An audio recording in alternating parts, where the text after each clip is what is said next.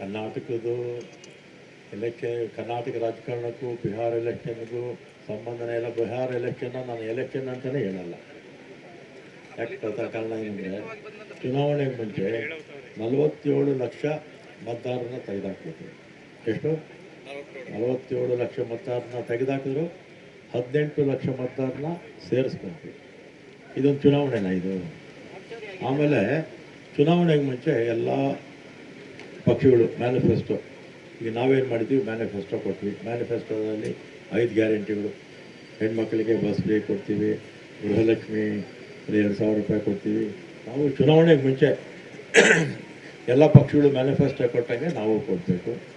ಆದರೆ ಬಿಹಾರಲ್ಲಿ ಏನಾಯಿತು, ಚುನಾವಣೆಗೆ ಮುಂಚೆನೇ 10,000 ರೂಪಾಯಿಗೆ ಅಕೌಂಟ್ಗೆ ಹಾಕಬೇಕು. ಎಷ್ಟು? 1,25,00,000 ಮಹಿಳೆಯರ ಅಕೌಂಟಿಗೆ 10,000 ಅಕೌಂಟ್ಗೆ ಹಾಕಿದ್ರು ಚುನಾವಣೆಗೆ ಮುಂಚೆ. ಎಲ್ಲನ ಕೇಳಿದ್ದೀರಾ ಈ ಪ್ರಪಂಚದಲ್ಲಿ?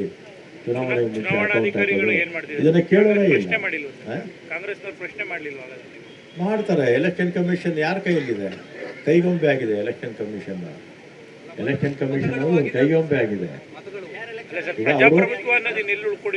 ಪ್ರಜಾಪ್ರಭುತ್ವ ಎಲ್ಲಿದೆ? ಪ್ರಜಾಪ್ರಭುತ್ವ ನಮ್ಮ ದೇಶದಲ್ಲಿ ಪ್ರಜಾಪ್ರಭುತ್ವ ನಶಿಸೋಗ್ತಾ ಇದೆ. ಪ್ರಜಾಪ್ರಭುತ್ವ ಅನ್ನೋದು ನಮ್ಮ ದೇಶದಲ್ಲಿ ನಶಿಸೋಗ್ತಾ ಇದೆ. ಸರ್ವಾಧಿಕಾರಿ ಬೆಳೀತಾ ಇದೆ. ಮನುವಾದಿಗಳು ಮೇಲ್ಗೈ ಆಗ್ತಾ ಇದ್ದಾರೆ ದೇಶದಲ್ಲಿ. ಮನುವಾದಿಗಳು ಮೇಲ್ಗೈ ಆಗ್ತಾ ಇದೆ. ಈಗ ನಾನು 47 ಲಕ್ಷನ ಮತದಾರನೇ ತೆಗೆದಾಕ್ಬಿಟ್ರಲ್ಲ, ಆಮೇಲೆ ಒಂದು 18 ಲಕ್ಷನ ಸೇರಿಸ್ಕೊಂಡ್ರು. ಆಮೇಲೆ ಈಗ ನಮ್ಮ ರಾಜ್ಯದಲ್ಲಿ ಒಂದು 2.5 ಕೋಟಿ ಅಷ್ಟು ಮತದಾನ ಆಗಿತ್ತು ಅನ್ಸುತ್ತೆ ಹೋದ್ಸಲಿ ಅಲ್ವಾ? ಅದರಲ್ಲಿ 42% BJPಗೆ ಬಂದಿತ್ತು, 44-45% ನಮಗೆ 46 ಇರಬೇಕು ಅಲ್ವಾ? ಇಲ್ಲೊಂದು 30 ಲಕ್ಷ ಓಟ್ ತೆಗೆದಾಕಿರೋ ಅಂತ ಇಟ್ಕೊಳ್ಳೋಣ ಎಲೆಕ್ಷನ್ ಕಮಿಷನ್. ಏನಾಗುತ್ತಪ್ಪ ರಿಸಲ್ಟು? ಅಲ್ಲಿ 47 ಲಕ್ಷನ ತೆಗೆದರು. ನಮ್ಮ ಕರ್ನಾಟಕದಲ್ಲಿ ಅದಕ್ಕಿಂತಲೂ ಪಾಪ್ಯುಲೇಷನ್ ಕಡಿಮೆ, ಒಂದು 30 ಲಕ್ಷನ ಮತದಾರನ ತೆಗೆದಾಕ್ಬಿಡ್ತಾರೆ. ಏನಾಗುತ್ತೆ ರಿಸಲ್ಟು ಅಲ್ವಾ?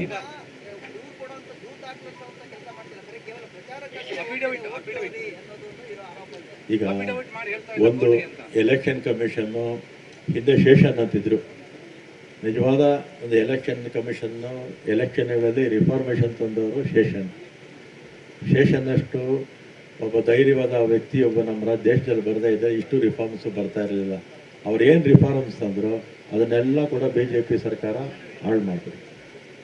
ಈಗ ರಾಜೀವ್ ಗಾಂಧಿಯವರು ಪಕ್ಷಾಂತರ ನಿಷೇಧ ಕಾಯ್ದೆ ತಂದರು. ಈಗ ಪಕ್ಷಾಂತರ ನಿಷೇಧ ಕಾಯ್ದೆಗೆ ಅರ್ಥನೇ ಇಲ್ಲ. ಸುಮಾರು 200-400ಕ್ಕಿಂತಲೂ ಹೆಚ್ಚು ಜನ ಲೋಕಸಭಾ ವಿಧಾನಸಭಾ ಸದಸ್ಯರನ್ನ ಪಕ್ಷಾಂತರ ಮಾಡಿಸ್ಕೊಂಡ್ರು BJPಗೆ. ಅರ್ಥ ಇದೆಯಾ? ಇದೂ ಅಷ್ಟೇ, ಈಗ ಅರ್ಥನೇ ಇಲ್ಲ. ಸರ್ವಾಧಿಕಾರಿಗಳು ಇವತ್ತು ದೇಶದಲ್ಲಿ ಎಲ್ಲ ಕೇಂದ್ರ ಸರ್ಕಾರದ ಕೈಗೊಂಬೆಗಳಾಗಿದ್ದಾರೆ. ಎಲೆಕ್ಷನ್ ಕಮಿಷನ್ ಇರ್ಬೋದು, CBI ಇರ್ಬೋದು, ED ಇರ್ಬೋದು, ಇನ್ಕಮ್ ಟ್ಯಾಕ್ಸ್ ಇರ್ಬೋದು, ಎಲ್ಲ ಇಲಾಖೆಗಳು ಸ್ವಾಯತ್ತ ಸಂಸ್ಥೆಗಳು ಎಲ್ಲ ನಶಿಸೋಯ್ತಲ್ಲ. ಕೇವಲ ಕಾಂಗ್ರೆಸ್ ಅಷ್ಟೇ ಅಲ್ಲ, ಮಹಾಗಠಬಂಧನ ಅಂತ ಹೇಳಿ ಎಲ್ಲವೂ ಕೂಡ ಸಂಪೂರ್ಣವಾಗಿ ಈಗ BJP ಅಲಿಯನ್ಸು ಬಿಟ್ಟರೆ ಉಳಿದಿರ್ತಕ್ಕಂಥದ್ದು ಎಲ್ಲರೂ ಪ್ರಜಾಪ್ರಭುತ್ವದಲ್ಲಿ ಅವ್ರು ವಿಪಕ್ಷ ಬೇಕು ಅಂತ ಅವ್ರು ಯಾರು ಕೂಡ ಇಷ್ಟಪಡಲ್ಲ. ಸರ್ವಾಧಿಕಾರಿಗಳು ಯಾರು ಎದುರು ಬರ್ತಾರೋ ಅವ್ರನ್ನೆಲ್ಲ ಹೊಸ್ಕಾಕೋ ಕೆಲಸ ಪ್ರಪಂಚದಲ್ಲಿ ಎಲ್ಲ ಕಡೆ ಕೂಡ ಮಾಡಿದ್ದಾರೆ. ಇಲ್ಲೂ ಕೂಡ ಅದೇ ನಡೀತಾ ಇದೆ. ಅವು ಏನು ಹೋಟೆಲ್